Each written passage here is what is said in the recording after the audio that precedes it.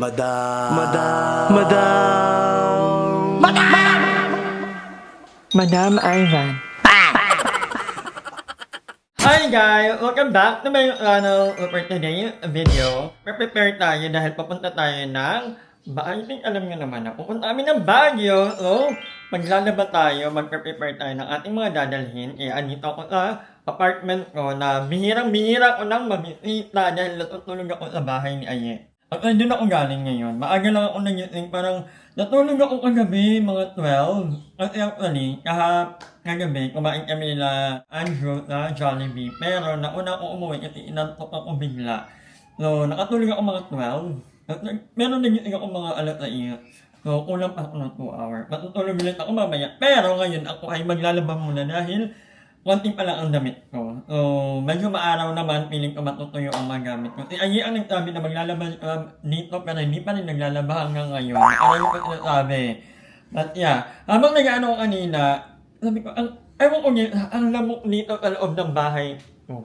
Actually, kanila tita din daw, malamok din. Kaya lang dito talaga sa loob ng pamamahay ko ngayon ay hindi ko alam kung dahil ba sa kortina or sa mga halaman.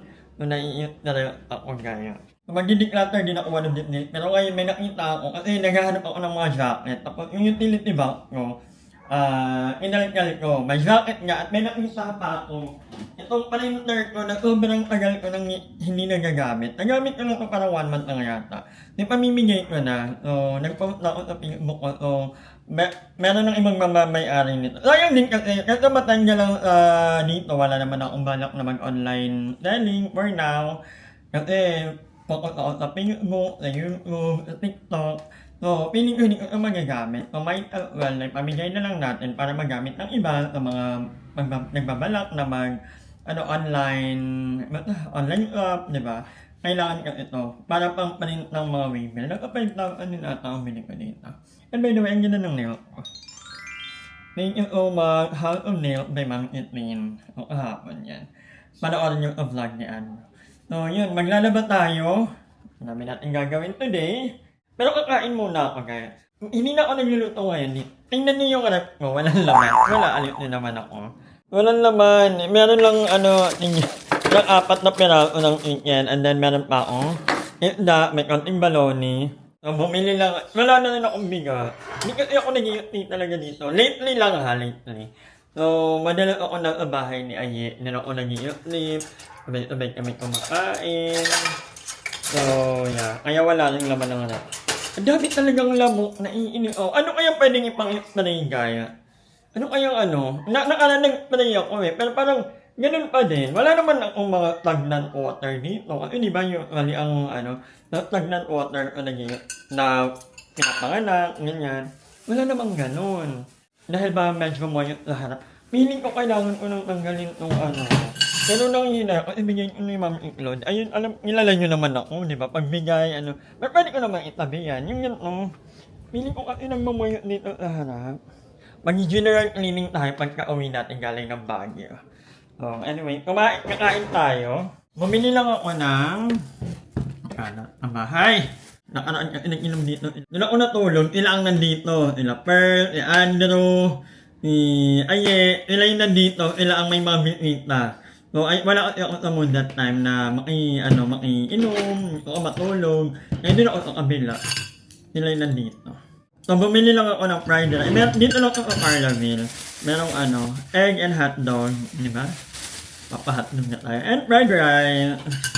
This is 55 pesos only. Natamad akong magluto.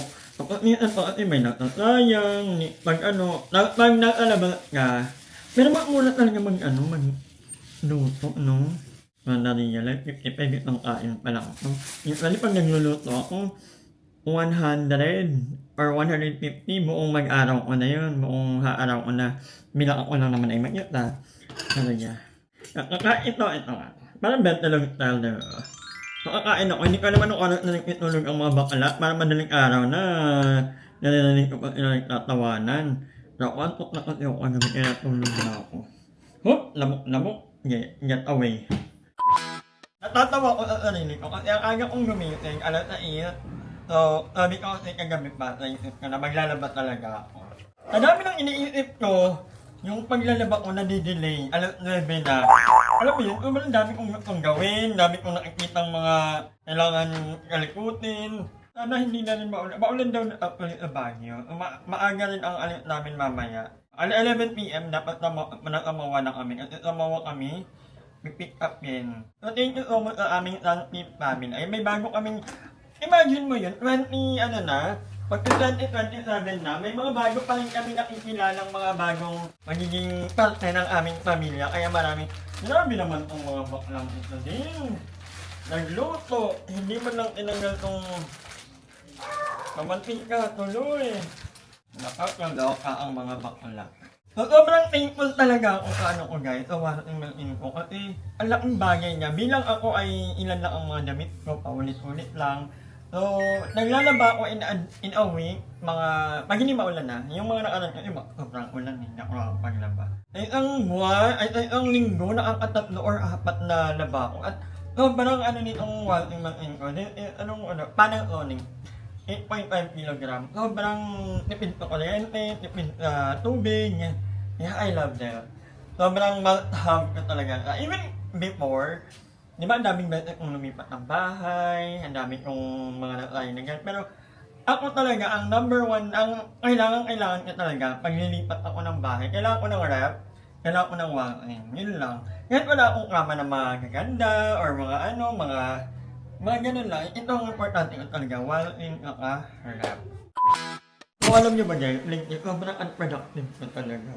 Na kung wala akong upload, kamatala ang dami kong time to edit sana, pero maghanap lang lately na pero nararamdaman ko na naman ang mga paa ko. Sabi ko, hindi na ito maganda.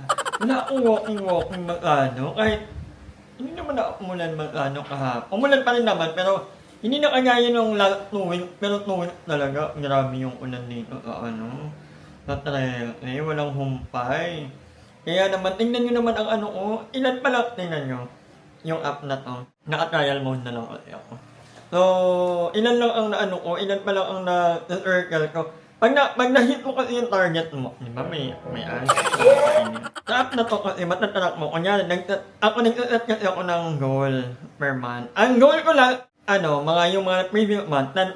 Ngayon, ang goal ko na lang, 5,000 per day. Pero grabe ha, 5,000 pero tingnan mo, 1, 2, 3, 4, 4 pa lang ang na-achieve ko buong month.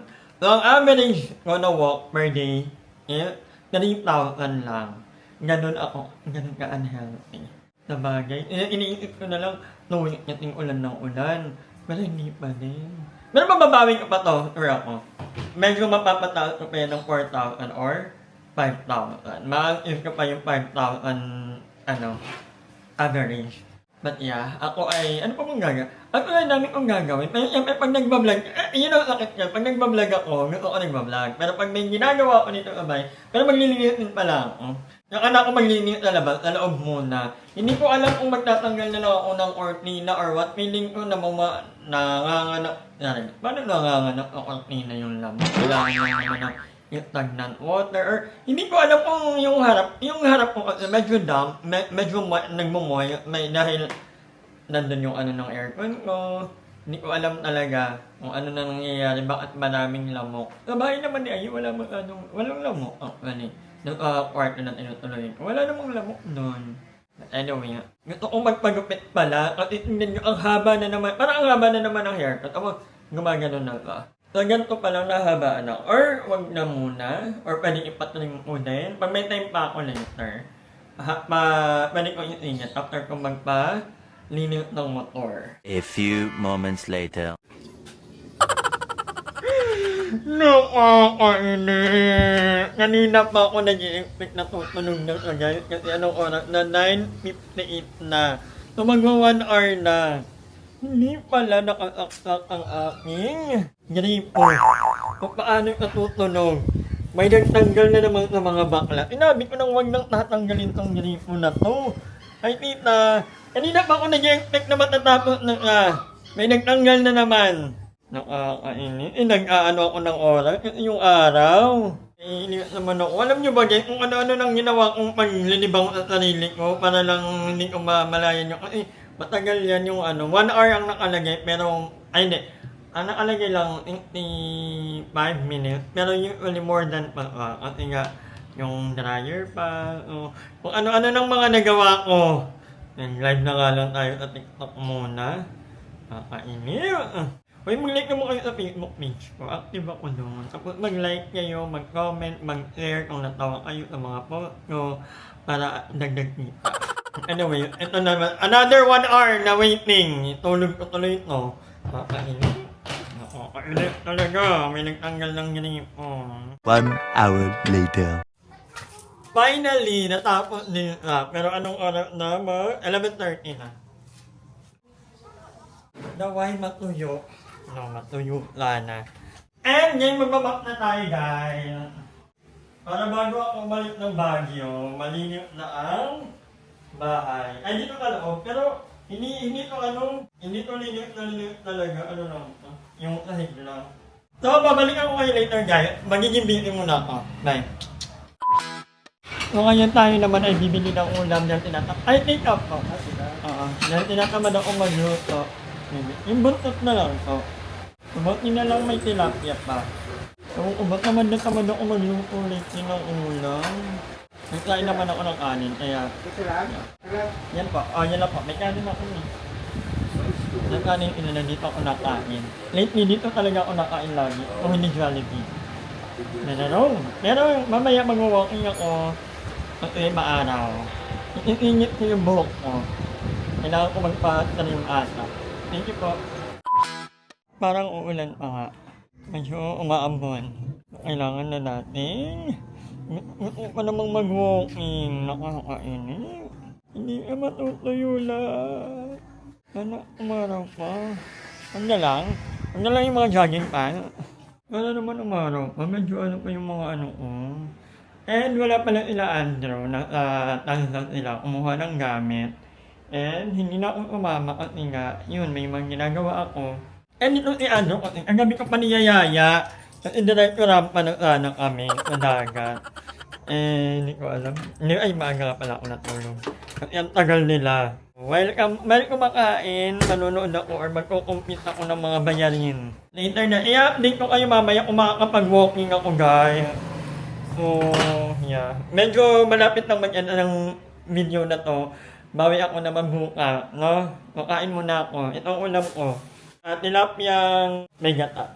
Perfect. 45 peso. Kaya kanin yan, okay na din. Kung 50-50 per day, per meal, 150 lang. 50, di ba? So, ayan guys, hindi pa rin ako nakapag-walking today dahil galing ako kanila ayen, nagpuntahan kami, may konting emergency. So, inuha ko lang dito yung pabango nila DJ at ni Darla.